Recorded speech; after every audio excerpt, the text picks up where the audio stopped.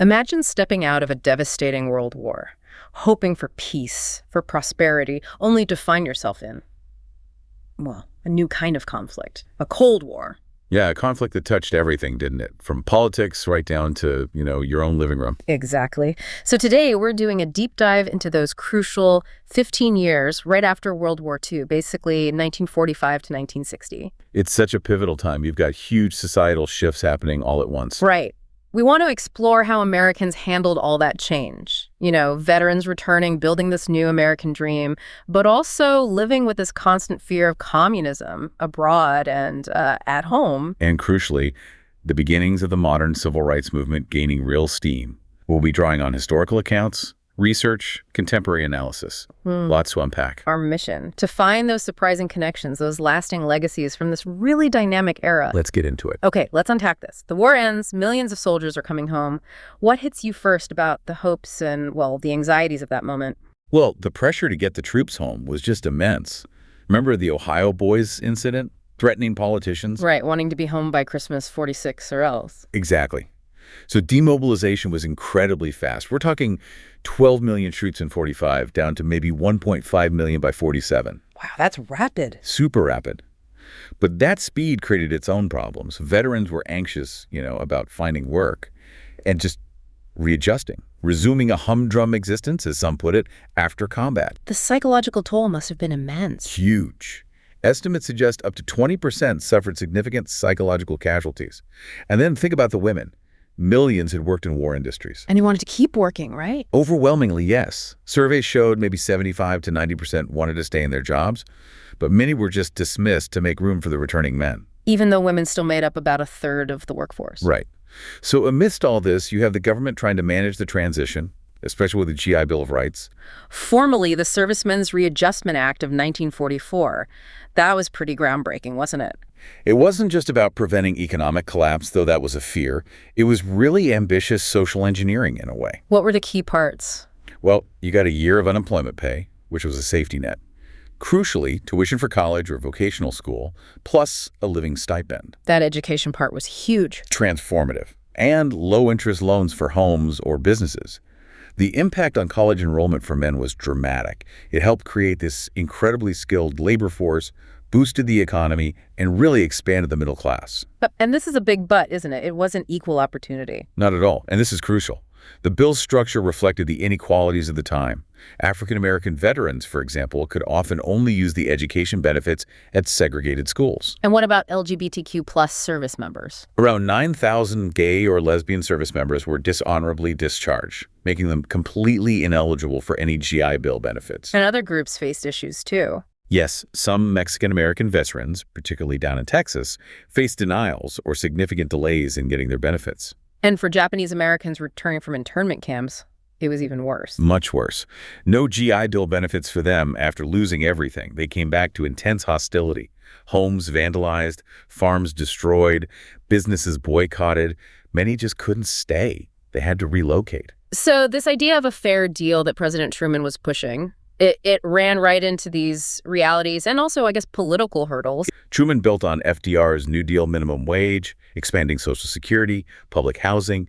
He also took some really important steps on civil rights. First president to address the NAACP, set up a civil rights committee. Desegregated the armed forces by executive order in '48. That was controversial. Very. But he faced huge resistance in Congress. A coalition of Republicans and conservative Southern Democrats blocked a lot of what they saw as radical legislation. Like national health care. Precisely. The American Medical Association spent a fortune, something like $1.5 million, campaigning against it, painting it as socialized medicine. And linking it to communism. Absolutely. That link became a powerful weapon. They also blocked federal anti-lynching laws, efforts to outlaw the poll tax, making the Fair Employment Practices Committee permanent. So the emerging Cold War fear was already shaping domestic policy, even healthcare and civil rights. Without a doubt. The fear of communism was used to undermine reforms across the board. Conservatives even managed to pass the Taft-Hartley Act, curbing union power over Truman's veto. It really shows how those immediate post-war decisions, the GI Bill, the civil rights battles, they cast such a long shadow shaping opportunities even today. Absolutely. The complexities were there from the very beginning. Okay, so let's shift gears slightly, because this is where it gets really interesting globally. The war ends, but the U.S. and the Soviet Union, former allies, almost immediately become adversaries. Their visions for the post-war world were just fundamentally incompatible. Stalin wanted to spread communism, create a buffer of pro-Soviet states in Eastern Europe. While the U.S. wanted to promote democracy, free markets, basically its own system globally. Right. And with the old powers of Europe and Asia devastated by the war, these two just emerged as superpowers. It set the stage for this contest: military, economic, ideological, the Cold War. Decades long, but crucially, no direct large-scale fighting between U.S. and Soviet troops. That's key. Instead, the weapons were different, weren't they? Completely. Espionage, surveillance, propaganda, political assassinations even, building alliances, a terrifying arms race, especially nuclear, and fighting proxy wars. Korea, later Vietnam. And this meant a huge shift for the U.S., moving away from its traditional isolationism. A permanent shift. Active global engagement became the norm, and the core idea guiding this was containment. That came from George Kennan. Yes, his famous long telegram in 1946. He argued the Soviets were inherently expansionist and needed to be contained mostly through economic means where their influence already existed. Which later morphed into the domino theory. Under Eisenhower, yeah. The fear that if one country fell to communism, its neighbors would inevitably follow. It became a justification for intervention worldwide. And Churchill's Iron Curtain speech in '46 really solidified that image of a divided world. It did. And the U.S. restructured itself for this new reality. The National Security Act of 1947 created the Department of Defense, the National Security Council, and of course, the CIA. For spying and covert operations. And these containment ideas quickly turned into action. The Truman Doctrine in March '47. That was about Greece and Turkey, right? Initially, yes, offering money, weapons, training to stop potential communist takeovers. But it became a broader promise to support any nation resisting communism. Truman framed it as a choice between alternative ways of life. Linking democracy to prosperity and totalitarianism to misery and want. And then came the Marshall Plan, starting in '48. The European Recovery Program. Billions in aid. $13 billion. Europe was devastated, facing starvation in places. Communist parties were gaining ground in Italy and France. So the motives were mixed. Humanitarian, economic, political. All three. It was genuinely humanitarian, but also smart economics. Yeah. Europe bought U.S. goods, boosting the American economy.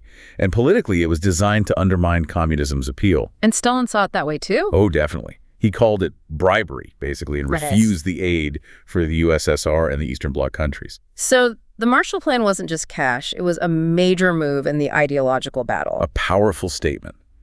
And that battle played out dramatically in Germany. The U.S., U.K., and France unified their occupation zones. Stalin feared a unified pro-Western West Berlin deep inside the Soviet zone. So he blockaded it, June 1948. Cut off all land and water access. A direct test of containment. But the West didn't back down. The Berlin airlift. Incredible operation. For almost a year, the U.S., U.K., and French air forces flew in everything: food, fuel, supplies. 2 million tons of goods. Forcing Stalin to lift the blockade in May '49. A huge victory for containment. And it led directly to the creation of West Germany that same month, followed by East Germany in October. And NATO was formed around then, too. April 1949. The North Atlantic Treaty Organization. A mutual defense pact: attack one, you attack all. U.S., Canada, Western Europe. It solidified the Western alliance against the Soviet threat. A truly permanent shift away from isolationism. America was now fully engaged globally. For better or worse, yes. But just as things seemed to be settling into this new Cold War structure, 1949 delivered two massive shocks. Yeah, shocks that brought the Cold War roaring back home, sparking real fear. First, the Soviets tested their own atomic bomb in August, shattering the American nuclear monopoly. A terrifying development. And then in October, China fell. Mao Zedong's communists won the Civil War. Suddenly, the world's most populous nation was communist. Fears of unstoppable communist expansion just exploded in the U.S. Igniting the Second Red Scare, McCarthyism. Suspicions about spies were everywhere. You had the Klaus Fuchs case, the physicist who passed atomic secrets, and, most famously, Julius and Ethel Rosenberg executed for espionage. Though evidence later seemed stronger against Julius than Ethel. Right, but the fear was palpable. And it wasn't just about spies. Any kind of socialism, even New Deal or Fair Deal programs, got painted with the communist brush by critics. This really raises that question about balancing national security and civil liberties, doesn't it? Severely tested. Truman himself issued Executive Order 9805 in 47, giving the FBI huge power to investigate federal employees. Loyalty boards popped up everywhere. And then there was HUAC, the House Committee on Un-American Activity. Infamous for targeting Hollywood. Refusing to testify could mean contempt charges or, devastatingly, being blacklisted. Think Leonard Bernstein, Dashiell Hammett, Lillian Hellman, Paul Robeson. Hundreds lost their careers. And Senator Joseph McCarthy became the face of this era. He burst onto the scene in 1950, claiming the State Department was riddled with communists. His accusations were wild, often baseless, but he tapped into that national fear. He went after the voice of America, libraries. Until the Army McCarthy hearings in 1954. Televised live, they exposed his bullying tactics to the whole country. Public opinion turned, and the Senate finally censured him. And alongside the Red Scare, there was the Lavender Scare. Yes, a really ugly part of this. Anti-communists, McCarthy included, targeted gay men and lesbians in government, claiming they were security risks susceptible to blackmail. Thousands lost their jobs. It was a period of intense suspicion and conformity pressure. Deeply chilling. And then, just as this domestic fear peaked, the U.S. got drawn into actual combat again. Korea. Right, 1950 to 1953. Korea had been divided. Soviet North, U.S. South. And in June 1950, North Korea, with Stalin's OK and Soviet weapons, invaded the South, trying to unify the peninsula under communism. The first major military test of containment in Asia. The domino theory fear kicked in hard. The UN condemned the invasion, and U.S.-led forces, commanded by General MacArthur, intervened. They pushed the North Koreans back, way back, almost to the Chinese border. But that provoked China. Massively. As UN forces neared the Yalu River, China sent hundreds of thousands of troops pouring across the border, catching the U.S. completely by surprise. Leading to that famous clash between MacArthur and Truman. MacArthur wanted to widen the war, maybe even use nuclear weapons against China. Truman refused, terrified of starting World War III. And when MacArthur publicly criticized Truman's strategy, Truman fired him. A hugely controversial decision. But the Joint Chiefs privately agreed with Truman, calling it the wrong war, at the wrong place, at the wrong time, and with the wrong enemy. wow, so the war dragged on. Into a bloody stalemate around the original dividing line, the 38th parallel. An armistice was finally signed in July 1953. The cost was staggering. 5 million lives lost overall, including about 36,500 American soldiers. It's just striking how tightly those international conflicts and the anxieties back home were interwoven. Makes you think how global events still ripple through our society today, shaping fears and freedoms. They absolutely do. That connection is undeniable. So against this backdrop of global tension and fear, Americans were also incredibly focused on building a, quote, better life at home. The American Dream era really takes off. And the figurehead for that was Dwight D. Eisenhower. We like Ike. Yeah. President from 53 to 61. Hugely popular general. He promised to end the Korean War, pursued a kind of middle path politically. Yeah, he balanced the budget, but actually kept or even expanded some New Deal programs like Social Security. He wasn't trying to dismantle the welfare state entirely. But he famously warned about something else in his farewell address. The military-industrial complex. A really prescient warning about the growing influence of the defense industry and the armed forces in American life, fueled by the Cold War. His foreign policy, the new look, relied heavily on nuclear deterrence, didn't it? Massive retaliation. The idea of mutually assured destruction, or MAD. Cheaper than maintaining huge conventional armies, but incredibly risky. And it brought the nuclear fear right into people's homes. Civil defense drills, duck and cover. Government pamphlets on surviving nuclear war, building bomb shelters, trying to convince people the unthinkable was somehow survivable. Then came that shock from space. Sputnik, October 1957. The Soviets launched the first satellite. It wasn't just a scientific feat, it sent absolute shockwaves through America.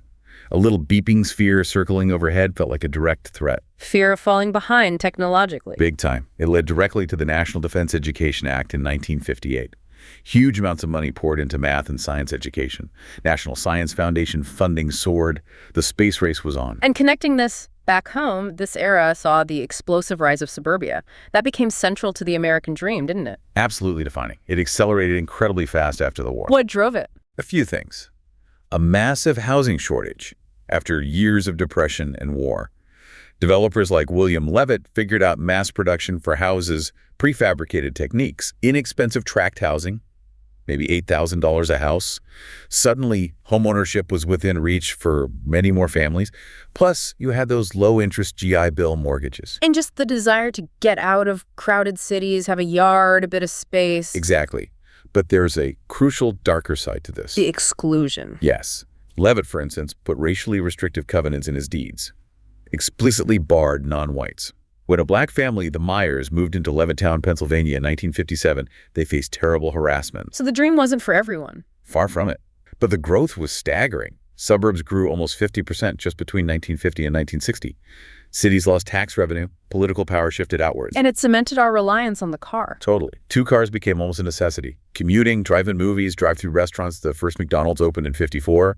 Car production just exploded. Fueled by new highways. The interstate highway system, funded by gas taxes and federal money, made commuting easier, absolutely, but often sliced right through existing urban neighborhoods, especially minority communities, and starved public transport. This era is also known for conformity, right? The organization man? Yeah, William H. White's book criticized that corporate culture. Big companies valued fitting in, following the rules. The economy was booming, low unemployment, good wages, especially for white workers entering the middle class. Though black family income, while rising, still lagged way behind. Significantly. And that pressure to conform extended to suburban life. Neighborhood rules about everything. Social norms were rigid to marry young, have kids. The baby boom, 1946 to 1964. That generation became a huge focus. Most wives stayed home when children were young, but many, maybe 40, 50%, worked part-time, often to afford that good life, the second car, vacations, college savings. And kids became consumers. Big time. Toys, clothes, cereals, and teenagers with disposable income were targeted with magazines, music, movies. It's amazing how much of the landscape we know today, suburbs, cars, consumer culture, really solidified then. A mix of wanting stability and this pressure to fit the mold. A powerful combination. So amidst all this prosperity and anxiety, culture was also shifting, sometimes radically, especially for young people, and the civil rights struggle was really heating up. Let's talk culture first. Rock and roll. Right. Emerging from blues, jazz, country, you had pioneers like Sister Rosetta Tharpe, Jackie Brenston, black artists laying the groundwork. Then DJs like Alan Freed popularized it for a wider audience. Bill Haley's Rock Around the Clock became this anthem. It felt like rebellion, didn't it? Themes of freedom, young love. Definitely.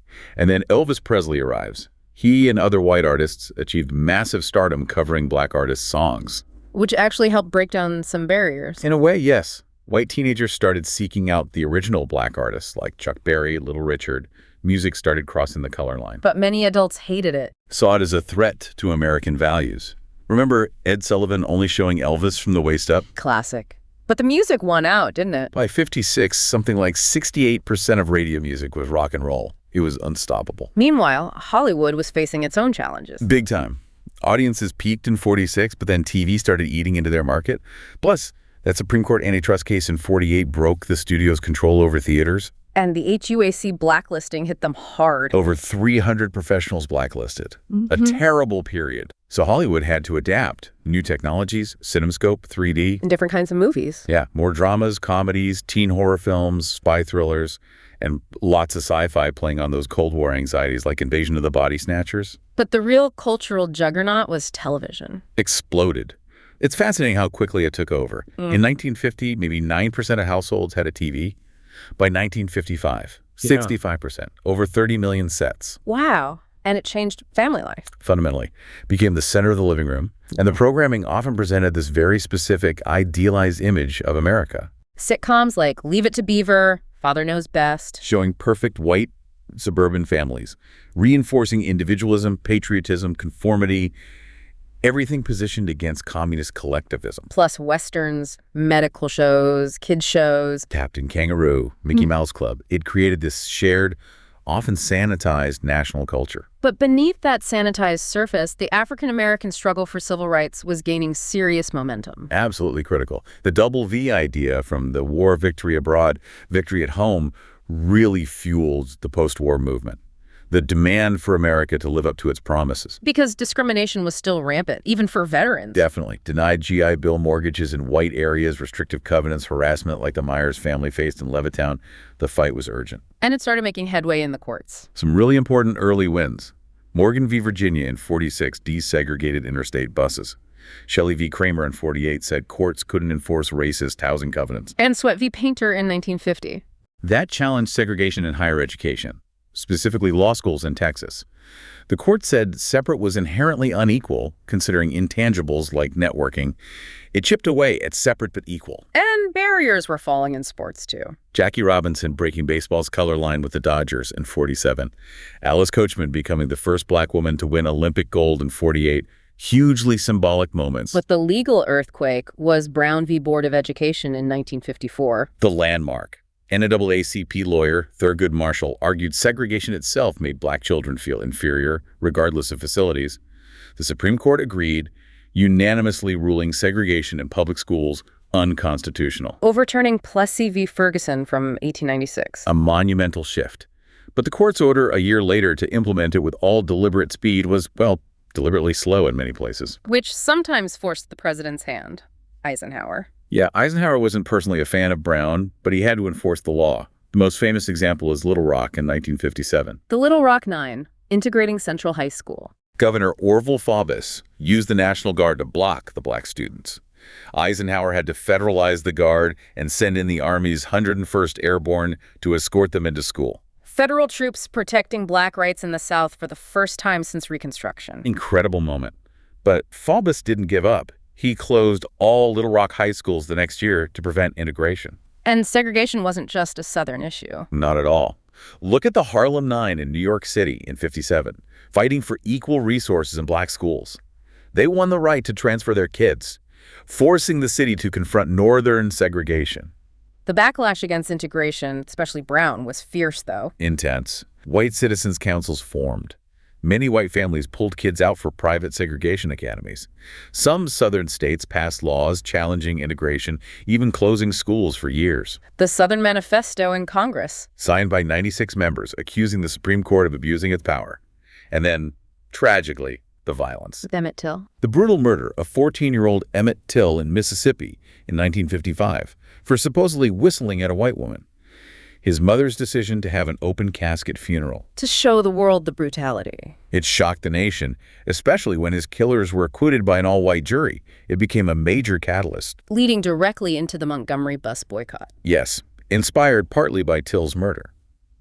Rosa Parks, an NAACP activist, refused to give up her seat in December 1955. She was arrested. And the community mobilized. Led by the Women's Political Council initially, black residents boycotted the buses for 381 days. An incredible feat of organization and endurance. Carpools, walking. Until the federal courts ruled bus segregation unconstitutional and the Supreme Court upheld it. The boycott worked. The buses were desegregated. It just shows the incredible courage of ordinary people demanding change. Those struggles echo so powerfully today. They absolutely laid the groundwork for the larger movement to come. So looking back at 1945 to 1960, it's this incredibly complex mix. Booming prosperity, the rise of suburbia, new culture. But all interwoven with deep Cold War anxiety, the nuclear shadow, and this profound, accelerating fight for civil rights. The choices made then, the challenges faced, they didn't just shape foreign policy. They shaped the very fabric of American society, our homes, schools, entertainment, everything. It really set the stage for the decades that followed. So here's a final thought for you, the listener.